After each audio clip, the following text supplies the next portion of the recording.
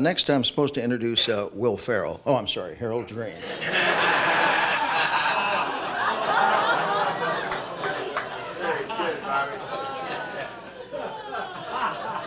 So Harold Green, not Will Ferrell, who we'll talk about in a moment, he's really a living history of Eyewitness News. He was an 11 p.m. producer. Some of you who only know him from his work on the air probably don't know that. Became a reporter in 1972.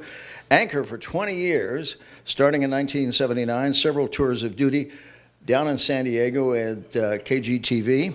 He's won a lot of awards, and he has a star on the Hollywood Walk of Fame. And if you can squeeze through past Ben here and come on up, I'd love to see you.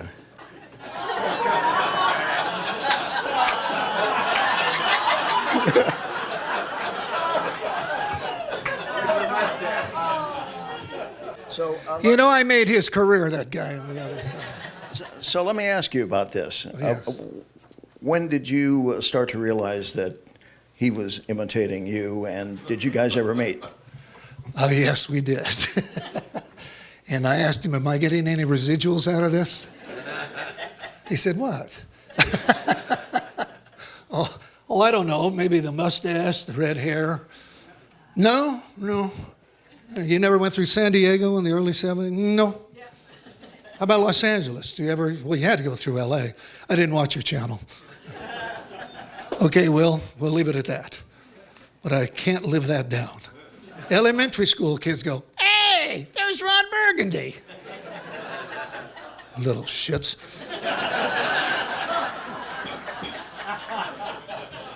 What I'd like to talk to you about a little bit here is the evolution of going from going out with film crews and covering the news, which was, as you know, all of us, Paul's, everybody, it was really cumbersome. You went out in a three-man crew, you went out and you shot the film, you did your interviews. The interviews were done on what was called mag stripe film, 16 millimeter film. It had this little recording tape on the side. I took it back to the television station, put it in a projector, and prayed like hell it didn't get scratched. You'd watch your whole day's work go by, oh God, or the audio would be, and then I said it later. Where's the audio guy when I'm doing the mic work? And then they'd splice it together, which is kind of crazy, but they had to use glue. So they had to go through the edit window, and then they'd cut it, and they'd find the other part, and they'd cut it, and then they'd have this little scraper machine, and then they'd take this little eye drop thing and put it together and put another thing and heat it up, and that was terrific. And inevitably, when I would be on the air, the damn splice would break. So I'd say, and as you can see, we have this exclusive. Well, let me describe how it went down. But the transition over to videotape, the evolution was, live television was incredible. I'll just jump ahead. I think covering the LA riots and doing that live was some of the most exciting and terrifying work I ever did. Those of us who were veterans realized you just don't run in with your nose sticking out forward. We watched a lot of rookies run in, trying to make their mark, and came back with knots on their head, literally, and beat up. And we had to navigate the streets because nobody liked us, particularly the Los Angeles Police Department. And I can't tell you the number of times that my camera people were the subject of taking a billy club to the back, small of the back, while we were taping, and watch them drop to the ground, and sheer pain, you know, and you say to the cop, hey, and he'd say, you want some of this? No, I personally, no, I'm the talent, you can't hit this, pal. I gotta make the money here. But we had some great times out in the field. The crews became close. We would finish up work, and I'm wrapping this up, and we'd get back at Prospect and Talmadge to the lot, and we would get together on Friday nights, and all the people from the newsroom, and we would retire down to the Rustic Inn, it was called. And we'd all get together at this big table, and we'd sit in front of our mentor, Dr. Jack Daniels. And we'd say, have a great weekend, everybody.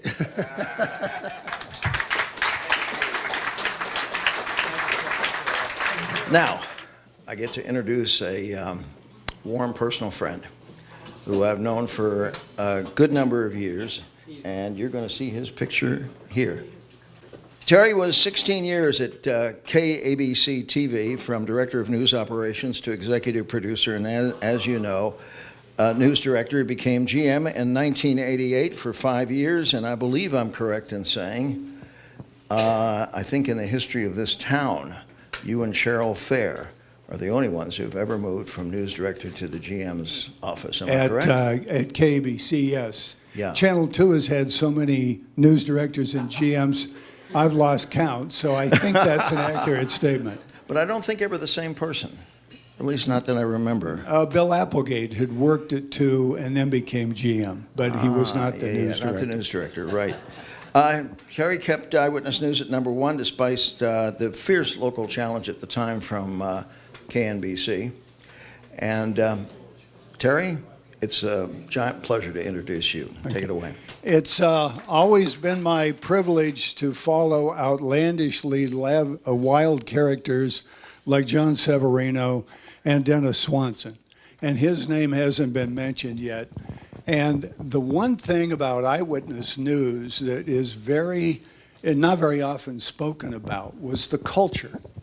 And I got there in '77 after having worked 2 years at Channel 2 on the desk. And I was hired in late April by Dennis Swanson, who called me at the assignment desk at Channel 2, and in that gruff voice of Dennis Swanson, Crowfoot.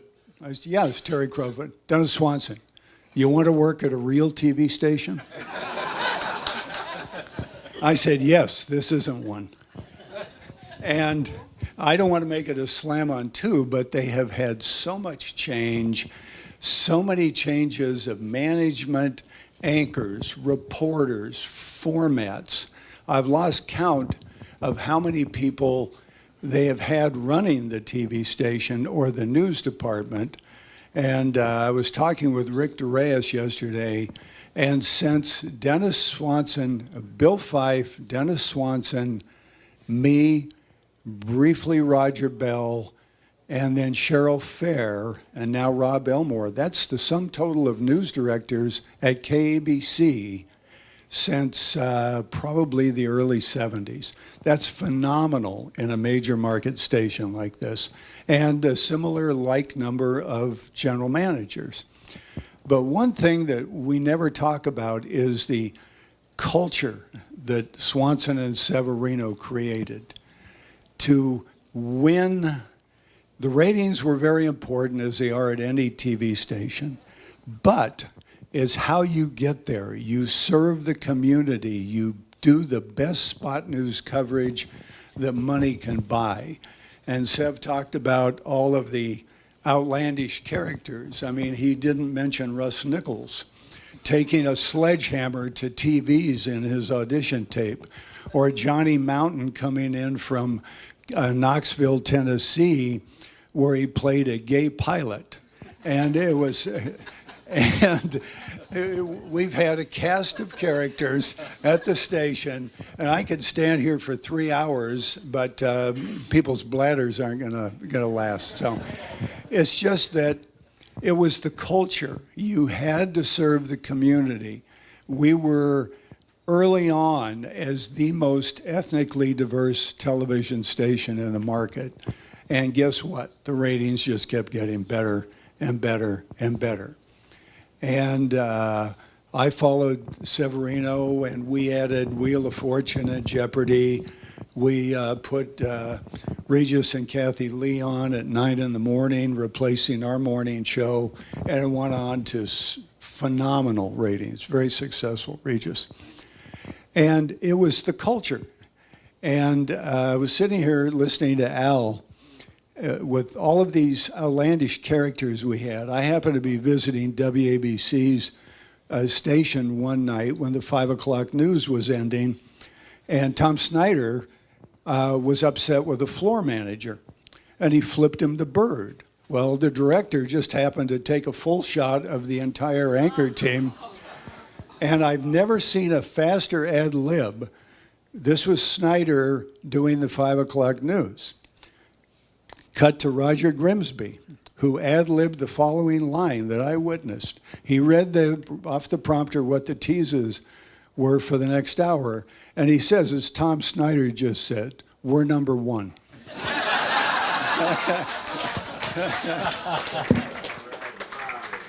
There's so many great people in this room that I'm going to be neglectful if I forget anybody, but Tawny Little is here with her son. Hello, Tawny. Pleasure to have you here. And the question I have for you is, does your son now believe you're in television? Tawny wrote me about a week ago and said she wanted to come to this, but she said, I'm going to come mainly, my son wants to come with me, and he basically wants to come because he doesn't believe his mom was ever on television. I am a news geezer, there's no question about it, so I think I'm really happy to be here. Can I be a member of the group on a regular basis? That would be great. But, you know, Eyewitness News was family. I mean, our viewers were family, but we were family. And I had a lot of growing pains for which, because I did grow up on the air here, I apologize for those growing pains, Terry and Sev, and everybody knows what I'm talking about, and everybody I ever worked with knows what I'm talking about. Peaches don't agree quite so readily. But anyway, but we were number one. We became number one. We stayed number one for a long time. It was a heck of a ride to be on TV when TV was really coming into its own, and especially the news was just incredible. And I'm glad that that was when I happened to be able to work. And I'm going to address quickly something that somebody said. Well, you know, the one question that I'm asked now is, do you miss it? And the answer is an emphatical no, because everything I've heard about the business isn't so wonderful, and I think I got out at the right time. But I miss the people. I truly, truly miss the camaraderie, the great friends, the fun we had, the laughs, the caring. I mean, that was all real, and I miss that a lot, and many of you are here in the room, and it is so wonderful to see you today. Thank you for finding me. Thank you. And now I'm going to bring Steve up because, I'm sorry, you had something? Yeah. You were waving. I was got a couple of words for you. Come on up. Okay. Come on up. Yeah, because Eyewitness News Channel 7 is the one place I have never worked. So I now feel like... He's the only one up here who's never worked there. Yeah, I'm kind of just faking it, you know. But I do have something. One thing I want to say, Bob. David Sheehan. David Sheehan. Where have I heard that name? So Bob Tarlow, a big round. This is a really wonderful gathering, isn't it? There's it's something weird about it. It gives, besides the camaraderie and the old friends and all that, it gives a reminder kind of sensation about, boy, we've had fun jobs, haven't we? I mean, not just fun in a silly, superficial sense, but there's enjoyment and there's kind of a human social connection, and plus the creative life and all that. And sitting here and watching all this and talking, it reminds me, certainly, and I hope everybody else too, that we've been very fortunate to be in this business. And the only thing that bothers me, I didn't get credit for Regis Philbin. And I didn't, and I deserve it, because the truth is, and Regis didn't tell it either, and Severino was going to tell it, but then he didn't, so I have to tell it. One day, John Severino, in his power and glory, called Mr. Philbin into his office and said, "Hey, Regis, can you do that shit Sheehan's doing on 2?"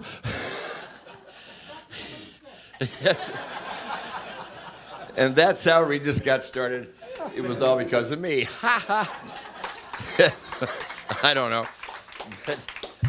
But Severino played many different roles in my life, and I can only stand here and say eternal gratitude, man, you know. Now, this is how I remember Gene Gleason the most. In his office, under deadline, bearing down, working to finish up his story for that day, to make it the very best it could be, and usually had a big stack of video cassettes sitting there like this that he was going to throw on an editor at the last minute and put all this together like magic. Gene was a true master of his craft, one of the best reporters I ever knew, and he understood that his real purpose was to tell a story, not just present the facts, and he did that so well. We were fortunate to have Gene for 30 years. I was one of those guys who got to Eyewitness News after Eyewitness News was in full roar, 1980. My first assignment was, love aviation, been a history buff all my life, and the first thing Dennis Swanson assigned me to was the moving of the Spruce Goose. It had to be moved out of its hangar that Howard Hughes had put it in 35 years before, and it was supposed to take about 6 hours. It took 2 days, and it was such a great story. With so much energy, and when they finally got that big thing up on the side of the harbor at Long Beach out of its hangar, after it had floated around for about 18 hours, it was like the biggest party you ever saw. The Rather Corporation, which owns Disneyland Hotel, was in a process of putting it into a big display area down near the Queen Mary.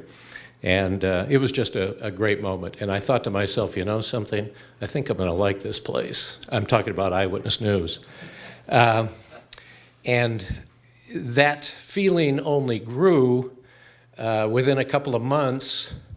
And I had never anchored much at channels 8 and 10 in San Diego. But at Christmas time in 1980, Swanson called me in and said, I want you to anchor for Paul Moyer. He's going on vacation over Christmas.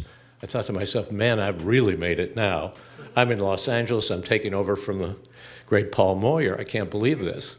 And then a month later in January, and this is the way the place worked in those days. I just loved it.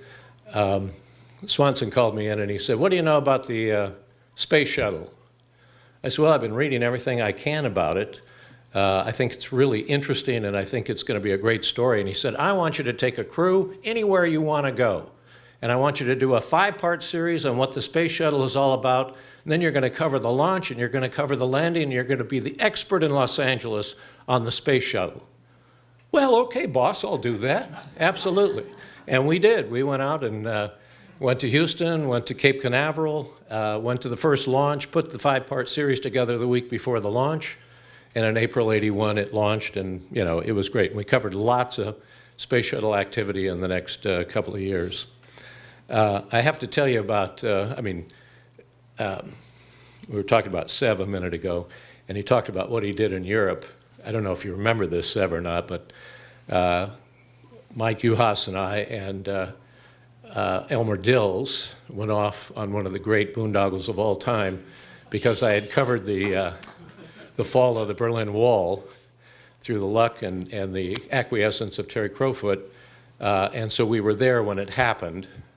And so less than a year later, Regis had been, not Regis, Elmer had been in the 60s, 50s and 60s, had been a CIA agent in Berlin, spoke fluent German. I spoke a bit of German.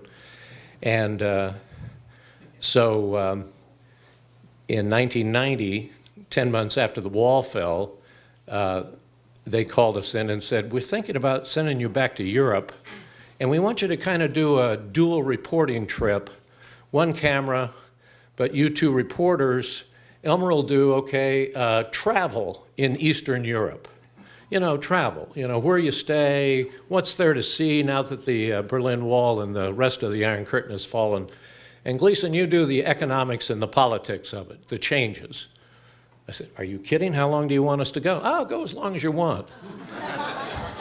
So we were over there a month, a month, cruising along, went to East Germany. It was still not unified yet. We went to Czechoslovakia, went to Poland, went to Hungary. And then Elmer and Uhas left. I was going to go on vacation down on the Dalmatian coast, a place I always wanted to visit. And Roger Bell calls me in my hotel in Vienna after I'd put the other two on the plane, and he said, the Germans are going to reunify. Would you like to go cover that? And I thought, well, I have to cancel my trip down to to the Dalmatian coast, but sure, yeah, that'd be great. So off we went. Peter Jennings was supposed to be there, so they had a huge ABC setup at the Brandenburg Gate. And at the last minute, Peter decided not to come, and John Donovan was there, the Moscow correspondent. So I had all of the facilities of ABC News. I had a trailer, production facility, editors, camera crews, everything, lights in front of the Brandenburg Gate, and we covered live the unification of Germany in October 1990. And then after that, we flew to Paris, and here's where John Severino comes into it. I'm walking down the Champs-Élysées, and from 2 blocks away, I said, I know that guy. I know that guy. And I'm walking along with my wife, and as we got closer, I said, hi, Sev, how you doing? And I don't know if you wanted to hide or whether you, but so John Severino and I ran into each other, and he was doing sort of the same thing, only with business that I was doing in journalism, you know, taking advantage of the change, the huge change politically and economically in Eastern Europe. I should pick this up. I've been looking at these, and I thought, I recognize this mic.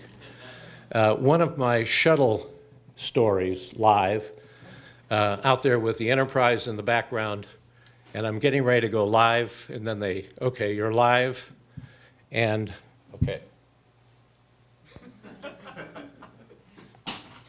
In my ear, Jimmy Baker.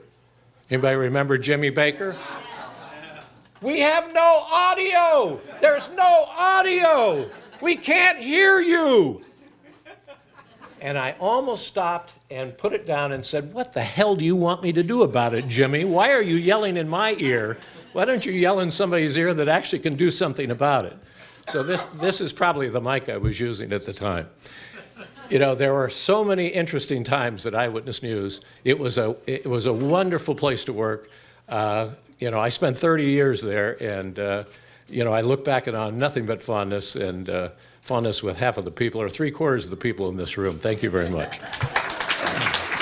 Next, it's my real pleasure to introduce a just tremendous friend and a hero and a veteran to all of us in this room. He is Pete Noyes.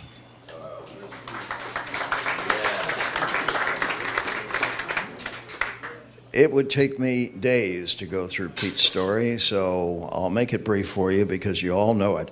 Pete was a groundbreaking producer of The Big News on KNXT with Jerry Dunphy back in the 60s. In '72, he moved to KABC, produced the hour-long early news. And he won, and this is the real reason I asked Pete to come here today. He won the Peabody Award in 1974 for the Dale car. Remember the Dale car? It was promoted as a revolutionary 3-wheeled car getting 75 miles to the gallon. Pete and reporter Dick Carlson revealed it was a scam. Fleece investors. That was the goal, basically, not to produce a car, but it did earn a Peabody Award for their outstanding reporting. I want you to know about his books. Who Killed the Big News, which is a wonderful story of the Big News rise to great fortune and its unfortunate fall and what was behind that. And a wonderful read for all of you who have either been in LA for a long time or people like Marissa, who has not been here very long, and Carly, 2 students from Pepperdine. This is a great read, starting with the Black Dahlia.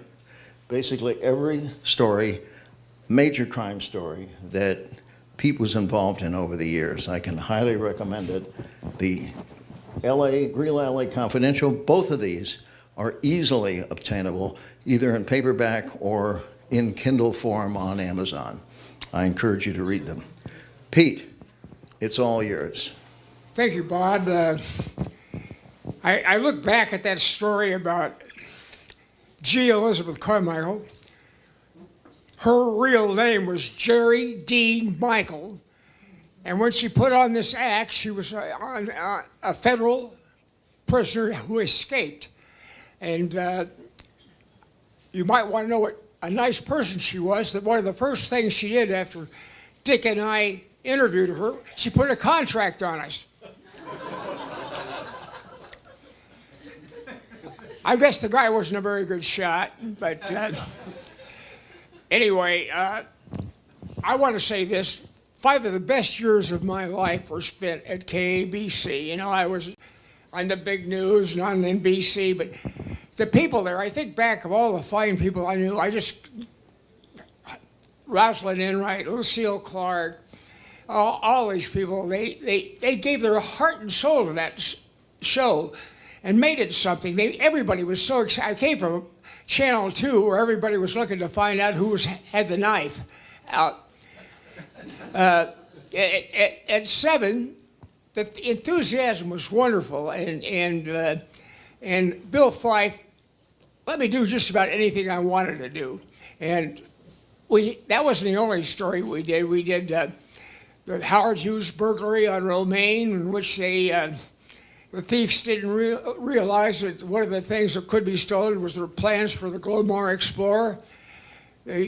I enjoyed these stories, digging into them, and that's the joy of being a news person, not how much money you make, but what you tell the audience, what you give them in the way of information. And that's where I think Eyewitness News really made its mark. We were doing what the others should have been doing, and they weren't doing it. And that's why we jumped way past Channel 2 and then past Channel 4. And those are the happiest days of my life, though, were at Channel 7. And I'm so glad to work with so many of you here because of your courage and your enthusiasm and your fighting spirit. So thanks a lot for having an old fart like me say a few words.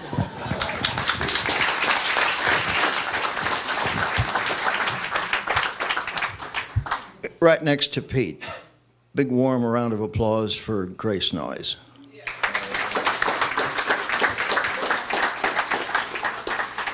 George Pinocchio, who's right here, is going to particularly like this next one because she was a predecessor.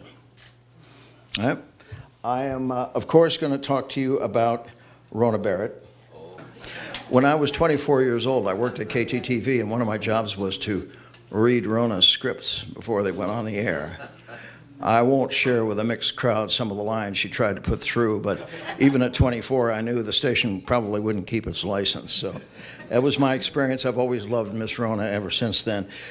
About a week ago, Joel, where are you? Yeah, Joel called and he said, you know, with his guest list, we're missing Rona Barrett. Rona started back in the mid-'60s. That was her first break in television back in the days way before Eyewitness News. And I said, yeah, that would be a good idea, but where is she? And at that moment, my wife, Barbara, came running into the room and said, you know what? There's a Rona Barrett Foundation, and it's in Santa Ynez, California, north of Santa Barbara. Her goal of the foundation is to find affordable housing for senior citizens. Absolutely marvelous. So I wrote a note to her. They had got a media guy listed on the website. And I said, hey, we're doing this thing. What's the chance of Miss Rona will remember me? What's the chance of her coming down? He wrote me back in 15 minutes and said, we'll be there. Then on Wednesday of this week, he wrote again and said, Rona apologizes, but she cannot drive that far in that kind of weather, which was predicted, which obviously eventuated. And so he said, what do you want us to do? And I said, well, what I'd really like you to do is a videotape. And that's what she did, sent it to me a couple of days ago. I think it's absolutely wonderful. I hope you agree. That is her, by the way, before we go to that. That was the original first Eyewitness newspaper ad you can see in January of '69. There's Rona, Bill up at the top, Stu Nahan. You recognize all the faces. Let's go to the videotape.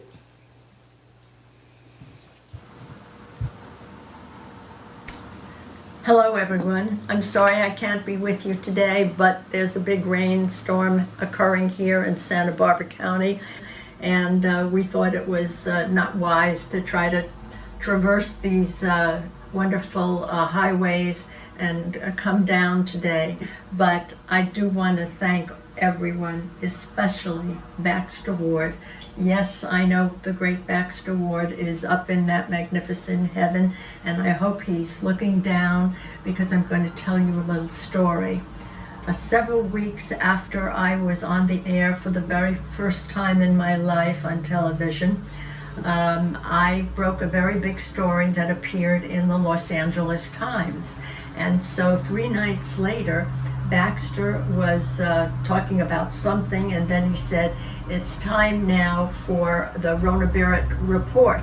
However, I want to tell you, you should have been here 3 nights ago, because this report was already on our show. And today, and he picks up the newspaper, it's on the front page of the LA Times. From then on in, I started receiving mail. Every time Baxter introduced me, it was, "Now for our Miss Rona." The mail came, and the address read Ms. M.S. and then A.R.M.I.S.S. My new name was Armis. And forevermore, I have been called Miss Rona after all these years. Of course, those of you who are under 35, you probably are saying to yourself, "I don't know that dame from anywhere. Who is she?" But for those of you who may be over 35, and I imagine there are a few of you, some of you who may have been even reached my age, but I thank you all, because this has been a great, great life that I've had, and I can't tell you that I miss it. Sometimes I do, and sometimes I don't. So if you're asking the question, that's my answer. And then, of course, I really want to tell you that my life has been quite extraordinary the past 20 years as I became an advocate for seniors. I recently helped build the very first affordable housing project here in the Santa Ynez Valley, which is slightly north of Santa Barbara. And nothing has made me happier to be involved with trying to help one of the largest segments of our population here in California than our seniors. It's been a great ride. I love it, and it could never have happened if I hadn't been allowed to join Eyewitness News. So I wish Eyewitness News a very happy, happy anniversary, and many, many more to come. Maybe I'll even be on here again. Who knows? God bless you all, and thank you again.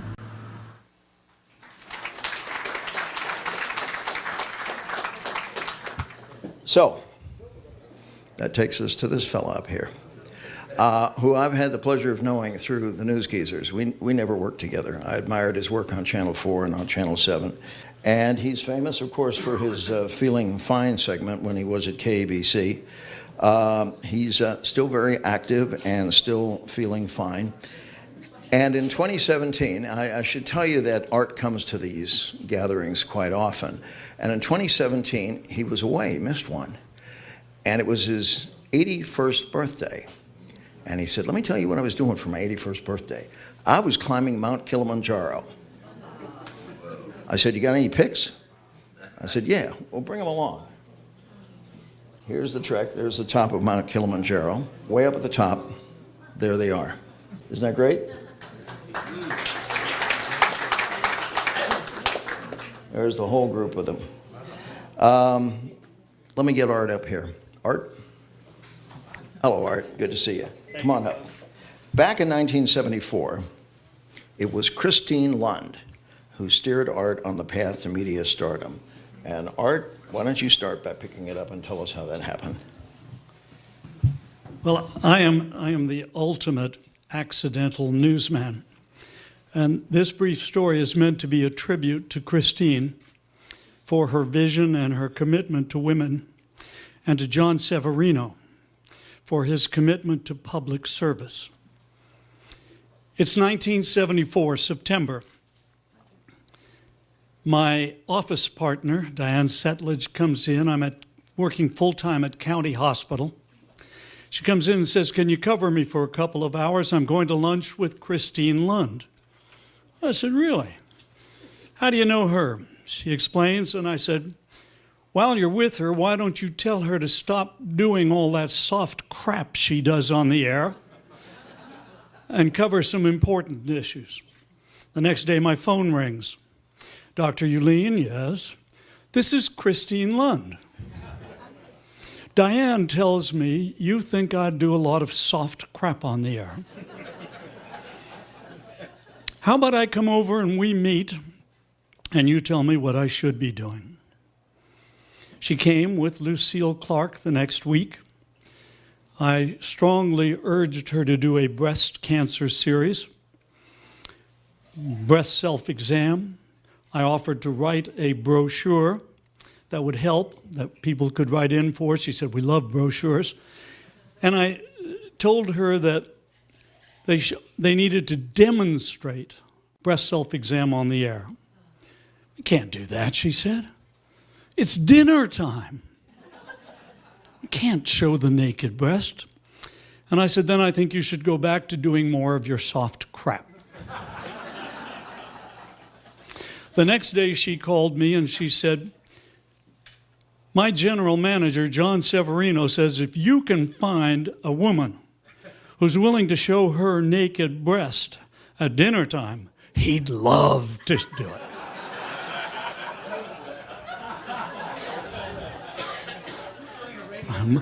My wife said her friend, "Carol Horkey will do that in a second," and it didn't even take that long.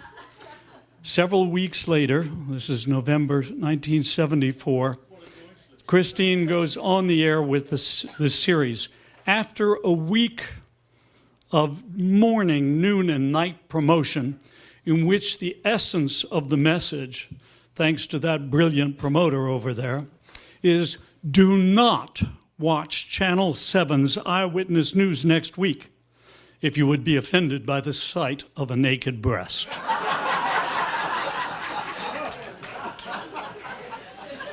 And by the way, you can write in for a brochure that'll show you all about self-exam.